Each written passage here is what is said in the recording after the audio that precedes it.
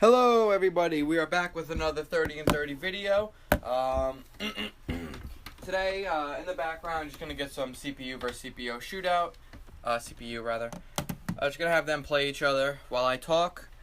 A little short-staffed on time right now. So, let's dive right into it. The first team we're going to be covering today, the Nashville Predators. Now, my take on the Nashville Predators is that they could use one more good center. I think that Ryan Johansson's a beautiful first-line center, especially to go with Forsberg and maybe James Neal. Mike Ribeiro, might be getting up there in age. I feel like they could use one more good center, and they would be totally set. I feel like they could be like seriously good. Speaking of seriously good, their freaking defense is amazing, and now with the addition of PK Subban, it's offense on their defense. Now they have between Roman Josi, Subban, Ekholm, Ellis, and I don't even remember who else they got. I just know they got a stacked ass defensive core. It's just gonna be wow. They're gonna be good. They're gonna be really good. Obviously, the PK Subban is such a great acquisition for them. Not that Shea Weber's bad, and I've said it many times now that was a really good trade for both teams. Montreal got the defensive asset they wanted, while Nashville got the offensive upgrade that they wanted, and that was the intention for that trade. Both sides, they got the value that they wanted. They got the player they wanted. Let's see. Who else? Oh, Matthew Carl. I totally forgot about this. Matthew Carl was a huge signing for them. What an underrated signing that was, man. You know what? He was in Tampa Bay. He was on that expensive contract. People were getting pissed off with his play. He wasn't living up to the contract. Now he's on a two-way contract, $700,000, and on a team where the defense is already good enough. He just got to play his position. I think that is such an underrated signing. I think Carl's going to do great in Nashville. He might even reemerge as a solid top four defenseman again. Obviously Pecorino is just a freaking wall in the net. And now this final assessment probably gonna stir some people up. But I have the Nashville Predators listed as a cup contender. Meaning I think they're gonna be top of the league this year. Take that as you may. I believe they're a cup contender. If they get a center, they're more than a cup contender. So after the Nashville Predators, we got the New Jersey Devils. Taylor Hall's great. What a great acquisition for them. Their defense looks a little bit worrying now. They got Kyle Quincy, but John Merrill just went down to injury, so we'll see what they do there. Obviously, you got Corey Schneider, who I think Corey Schneider is the best goalie in the league, in my opinion. I think he's definitely up there. Obviously, you're gonna make the case for Carey Price, Lundqvist, Quick, Rene, all these guys, but I don't know. I feel like Schneider hasn't had the opportunity to really prove himself with a solid team in front of him. I think Schneider is right now top 5. I take it back, the best in the league. He's definitely top 5, but I think he could be the best in the league with the right team in front of him. Now, the most underrated player this season for the Devils is Bo Bennett. I am telling you, Bo Bennett and the New Jersey Devils is going to be a match made in heaven. He's just one of those players, and I say this about a lot of teams. There's a lot of teams where just some players go, and you know immediately they're going to be a fit. Bo Bennett is going to be a 25 goal scorer this year. He's going to kill it. It's the same thing with Kyle Palmieri. Palmieri wasn't a bad Anaheim Duck. He played his role. I don't think when they traded him to New Jersey, they thought they were trading away a 30-goal scorer. They didn't think that. I don't think Pittsburgh thinks they're trading away a 30-goal scorer, 20-goal scorer in Bo Bennett. And on a healthy season, I'm telling you, Bo Bennett is going to score 20 goals this year. No doubt in my mind. And as a matter of fact, I'm going to stick to that. At the end of the season, I'm going to make a video on how I was so right about Bo Bennett. Final assessment for the New Jersey Devils, they are going to make the playoffs. There is no doubt in my mind that they are going to make the playoffs. They have too good of a team this year. Defensive upgrade is needed, though. The New York Islanders. I want to break down their offseason. I actually got a few things to say about them. Their offseason was it wasn't about improvement. It was more about replacing players that left. Jason Chimera is going to replace Matt Martin. And assuming Chimera can play the way he did last year, that's actually an upgrade over Matt Martin. Andrew Ladd, obviously, to replace Okposo. I don't think he's as good as Okposo is, or he will play as good as him. But it's a good guy that, he'll fit in. He'll fit in. Power forwards and the Islanders usually get along. Obviously they got a solid ass defense, and now with the signing of Dennis Seidenberg, they got an even more solid defense. I think Halak or Grice for that. You got to stick with Halak to start, but if Grice begins to creep in and take Halak's spot, trade him now. Casey Cizikas has got to step up and earn that contract. I think Cizikas is more than capable of being between 35 and 50 point man, put in the right scenarios with the right line mates, especially with Jason Chimera on his line. I think he could easily get 35 points at least. Unless he plays second line center minutes now that Nielsen's gone. You never know. You never know. Sometimes players just work out like that. Now, my 3 question marks for the Islanders is Matthew Barzal, Josh Hosang, and Michael Del Cole. I think these guys have definitely got to step up this year, and they just got to have ridiculous seasons, especially Del Cole. Because I think they're banking on him replacing Franz Nielsen and his production just a little bit. Obviously, you can't, tell this rookie, oh, you're going to do this all by yourself. No. But I think they're going to rely on him a little bit to be able to do some of that goal scoring, just a little bit. Just a wee bit there. And then, as for Hosang, very disappointing. Last year, he got cut the first day of practice because he overslept and was late. But I think he'll play a few NHL games this year. I think their biggest right now is going to be Matthew Barzal. I think he, assuming he wasn't cut yet, which I don't think he was, I think he's going to have a good chance at cracking the roster this year. With that all said, the Islanders are a playoff team, no doubt in my mind. So you don't got nothing to worry about there, Islander fans. You guys have a playoff team. Now moving on to the New York Rangers. Boy, do I have a lot to say about this team. This is going to take a while.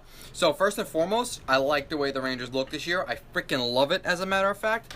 I think I did a great job this offseason. It was, to be totally honest with you here, their offseason was ass until they signed VC.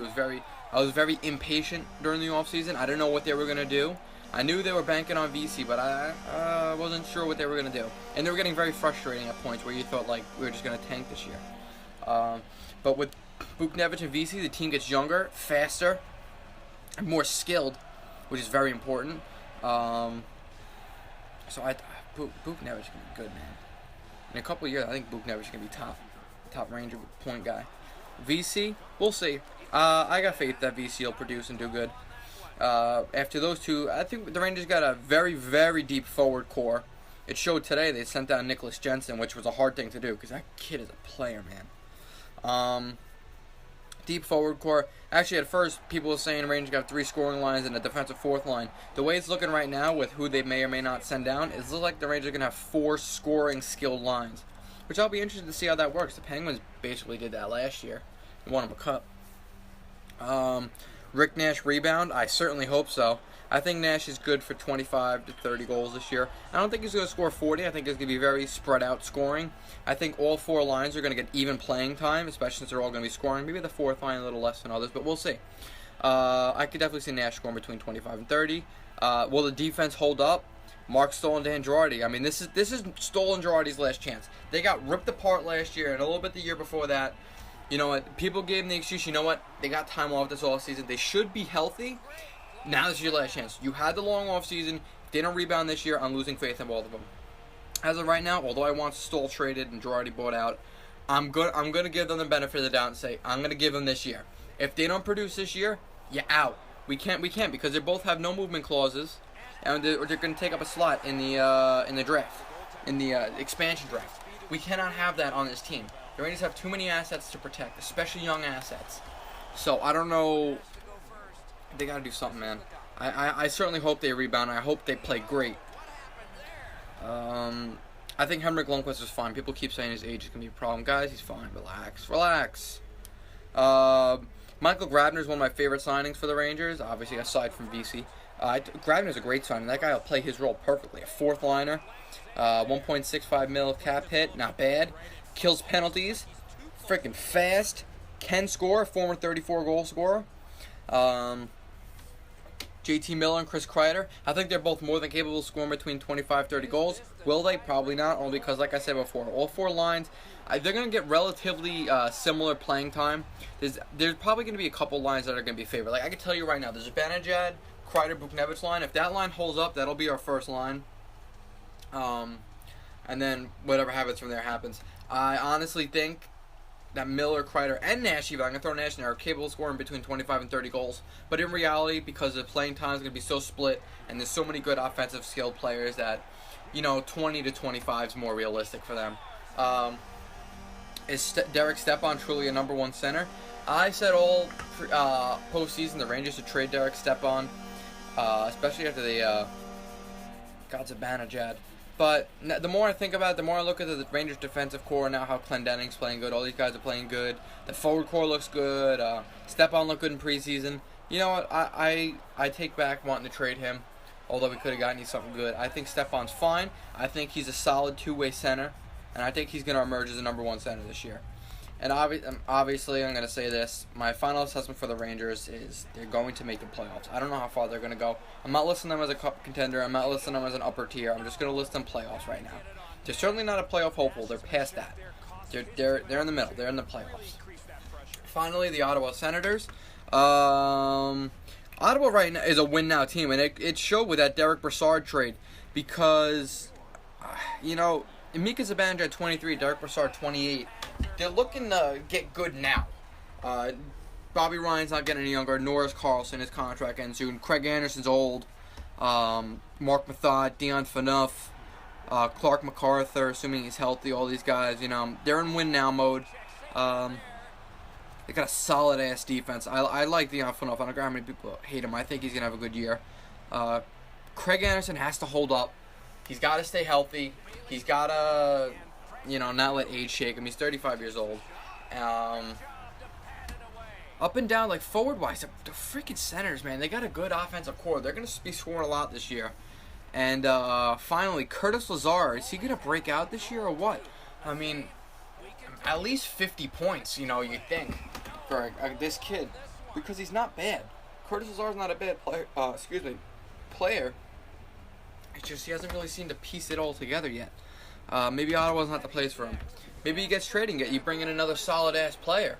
That's very possible. Maybe a good defenseman or a good goaltender if Anderson doesn't hold up and the Hamburglar can repeat his, that sensational run he put together 3 years ago.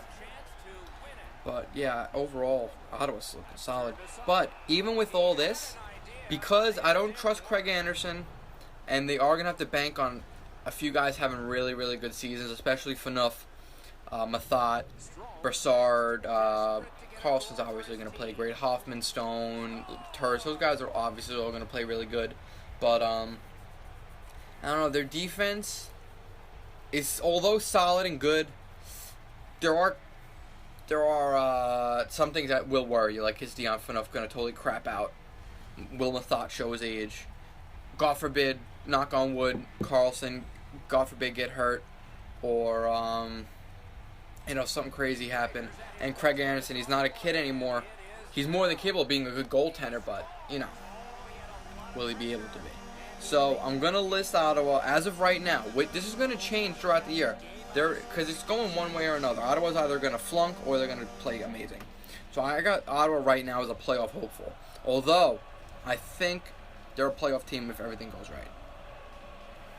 But then again, you never know. I would like to see them as a playoff team because they're gonna have an exciting one. They got all the pieces. Derek Brassard, what a playoff performer he is. Erik Karlsson. Their power play is gonna be filthy, by the way. Bobby Ryan, centered by Brassard, with the freaking, let's say, Hoffman on the wing, Karlsson and CC at the point. That's a nice looking power play right there. And that's just one of their units. The other unit could be Stone, Turris, and Pajot with whomever, Phaneuf, and whomever they put at the point. It's a good looking team in Ottawa, and I think they're going to be dangerous. So, that about wraps it up for this video, guys. I want to thank you all for coming down and watching. Hope you support this series. I'm excited to do it. And, see if they can win it here. I will see you guys in the next one. Peace out.